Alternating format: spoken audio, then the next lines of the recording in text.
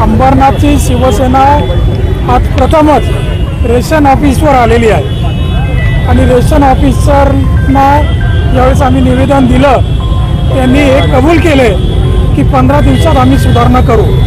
याचाच अर्थ त्यांनी कबूल केलेला आहे की आम्ही कुठेतरी इथे माल चोरी होतोय, आम्ही कुठेतरी कमी पडतोय। आजपर्यंत मला 45 वर्ष झाली शिवसेनेचं काम करत असताना मला कधीही रेशन ऑफिसवर मोर्चा काढायची वेळ आली नव्हती, परंतु नागरिकांच्या प्रचंड तक्रारी आमच्या माता भगिनी अनेक वेळा या अंबरनाथच्या रेशन ऑफिसच्या बाबतीमध्ये सांगायला यायला लागल्यानंतर आम्ही असं ठरवलं की आपण फक्त आता निवेदन देऊ। ही तर फक्त एक झलक आहे निवेदन देण्याची।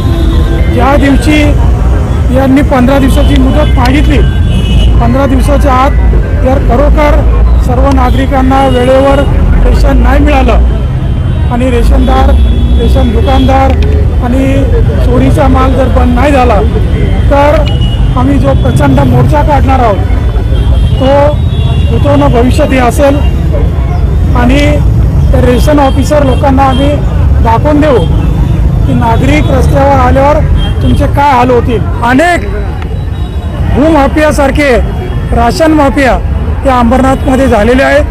त्यांना आळा बसवण्यासाठी शिवसेना शहर शाखा, महिला आघाडी आणि युवा सेना यापुढे रस्त्यावर उतरेल आणि गोरगरीब नागरिकांना हक्काचे राशन त्यांना मिळेल याकरता आम्ही प्रयत्न करणार। आज माझा भास्करनगर वाडा शाखेचा भूमिपूजन होतं। त्यावेळेस आम्ही जेव्हा जमा झालो होतो त्यावेळेस कमीत कमी 50 ते 100 महिला प्रत्येक वार्डातून मला भेटण्यासाठी तिथं आल्या होत्या आणि त्यांनी एकच घराणं लावलं का आम्हाला 3-3, 4-4 महिन्याचं राशनच भेटलं जात नाही आहे। आणि ते राशन हे जे राशन ऑफिसर आणि त्याचे सेंट्रल इन्स्पेक्टर आहेत जे हे सगळे मिळून आणि इथला जो ठेकेदार आहे राशन पुरवठा करणारा हा सगळ्यात मोठा भूमाफिया जसा असतो तसा राशन माफिया हा अंबरनाथ शहरातला ठेकेदार आहे। आणि हा पूर्ण बिस्किट कंपनी, प्रायव्हेट दुकानदारांना जे पॉलिश करून तो माल चांगलं पॅकिंग करून ते बाहेर विकला जातो आहे।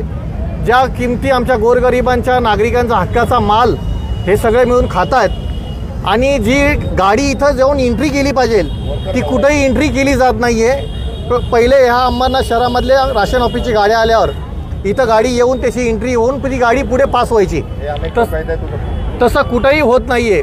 आणि याचा सर्वस्व जबाबदार इथले राशन ऑफिसर आणि वरिष्ठ अधिकारी आहेत। जर यांनी ह्या 15 दिवसामध्ये यांना सांगतो आम्ही की यांनी 15 दिवसामध्ये हा सगळा प्रकार थांबवला नाही तर भूतना भविष्य अंबरनाथ शहरामधून नागरिक, शिवसेना, महिला आघाडी, युवा सेना यांच्या मार्फत एवढा मोठा मोर्चा काढू का जो गोरगरीबांचा हक्काचं राशन जे खात आहेत ते त्यांना आम्ही इथं आल्यावर दाखवू आणि जर नाही ऐकलं तर त्याच्या तोंडाला 100% काळं फासलं जाईल।